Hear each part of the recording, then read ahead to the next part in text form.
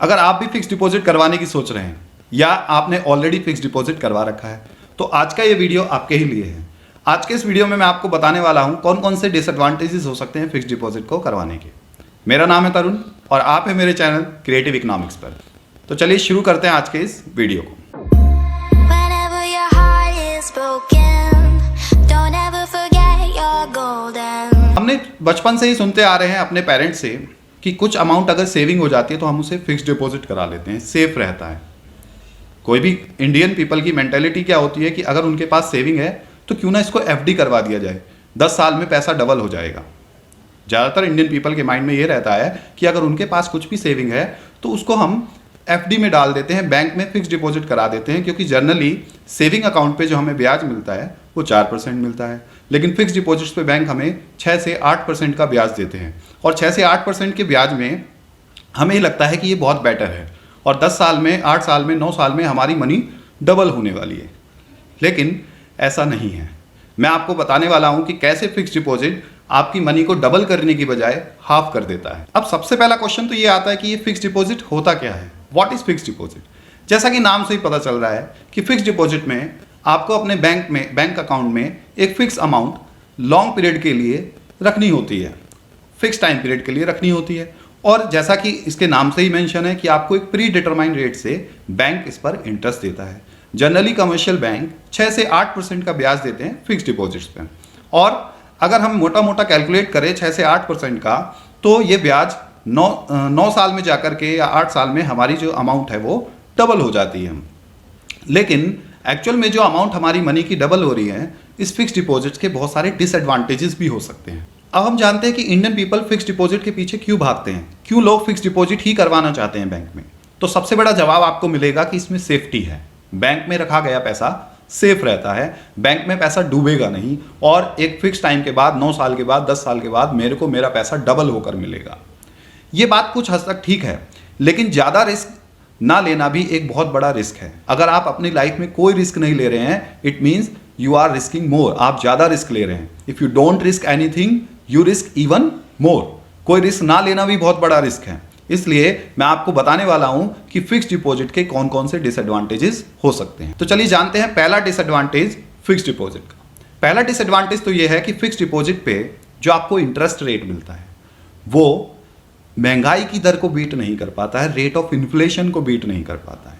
आप सोचकर देखिए, आज से 10 साल पहले आपका घर खर्च 10,000 रुपये में चल जाता होगा, लेकिन क्या आज आपका घर खर्च 10,000 रुपये में चल सकता है? आज आपको 20,000 रुपये भी कम लगते होंगे। ऐसा क्यों हो रहा है? क्योंकि गुड्स एंड सर्विसेज के जो प्राइसेस हैं वो टाइम के साथ साथ इंक्रीज होते रहते हैं और मनी की जो परचेजिंग पावर है वो धीरे धीरे कम होती रहती है।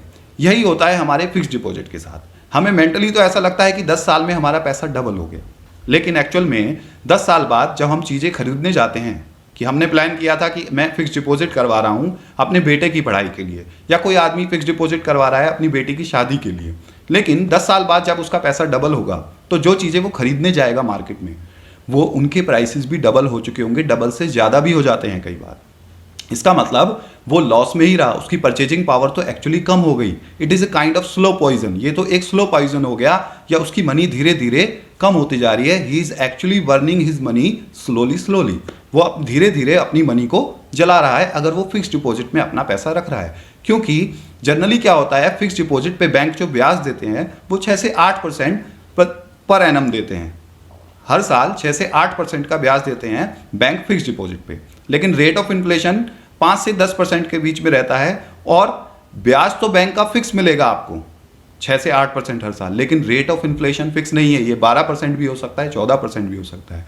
अगर किसी भी एक साल रेट ऑफ इन्फ्लेशन 12 या 15% के बीच में हो गया तो आपकी परचेजिंग पावर बढ़ने की बजाय कम हो जाएगी, आपका पैसा इंक्रीज होने की बजाय कम हो जाएगा। यानी कि आपने पैसा तो सोचकर लगाया था फिक्स डिपॉजिट में कि ये इंक्रीज होगा, लेकिन 10 साल बाद आप देखेंगे कि आपने जो मनी फिक्स डिपॉजिट में लगाई है उसकी परचेजिंग पावर, जो इंटरेस्ट आपको मिलेगा और जो प्रिंसिपल अमाउंट आपको मिलेगी वो कम हो चुकी होगी।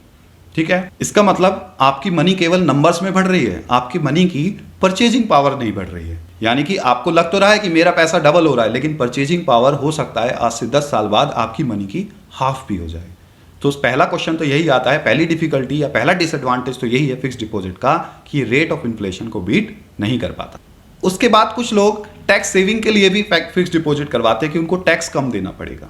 तो मैं आपको बता दूं कि करंट फाइनेंशियल ईयर में जो इंटरिम बजट आया था उसमें अगर आपके फिक्स्ड डिपॉजिट पे 40,000 रुपए ब्याज मिल रहा है, इंटरेस्ट मिल रहा है साल का, अप टू 40,000 तो टैक्स फ्री है, लेकिन 40,000 से ऊपर टैक्स तो देना ही पड़ेगा सरकार को। साथ साथ वो आपकी अदर इनकम्स में काउंट हो जाएगा और आपको इनकम टैक्स में भी उस पर टैक्स देना पड़ेगा।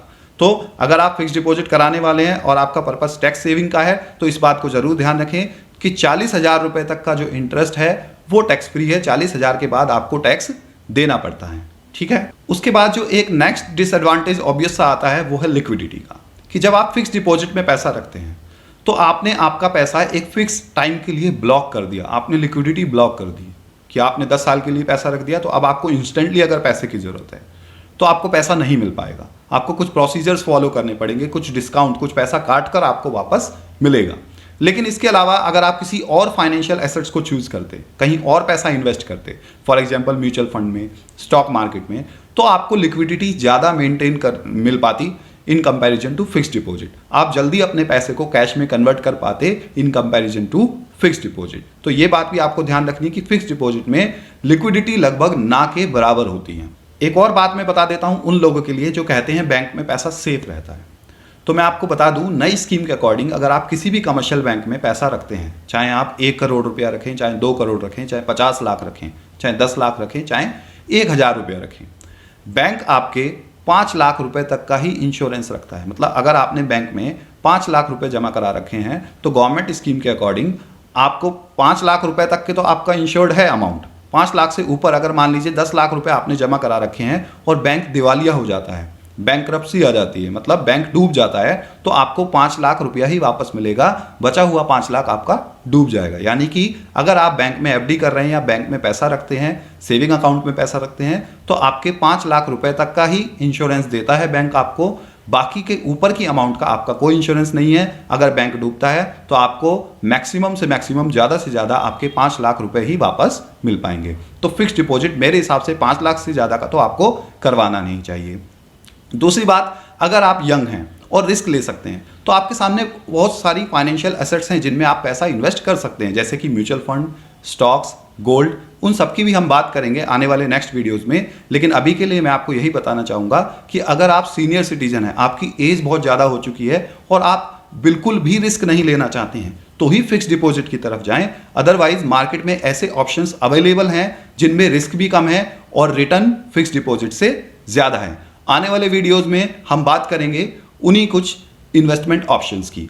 आज के लिए इतना ही। अगर वीडियो आपको अच्छा लगा है तो लाइक का बटन प्रेस करिए, शेयर करिए, सब्सक्राइब करिए।